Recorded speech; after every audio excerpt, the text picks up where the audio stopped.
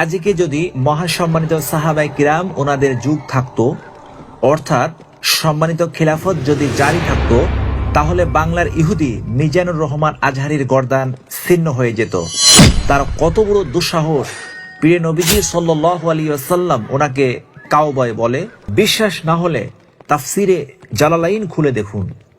ইহুদিরা হাবিবুল্লাহ হুজুর পাক সাল্লাল্লাহু আলাইহি ওয়াসাল্লাম ওনাকে রাইনা, আমাদের রাখাল বলে ডাক দিত। সাহাবী হযরত সাদ ইবনে মাআজ রাদিয়াল্লাহু তাআলা আনহু, উনি ইহুদিদের ভাষা জানতেন।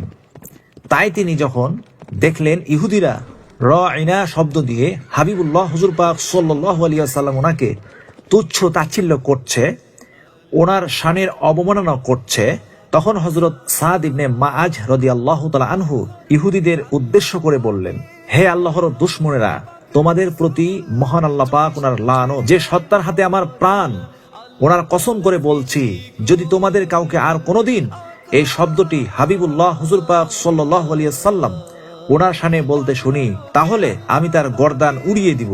তখন ইহুদিরা বলতে লাগলো, তাহলে তোমরাও রাইনা বলো, কারণ এই শব্দের আরেকটি অর্থ হয় আমাদের দিকে লক্ষ্য করুন।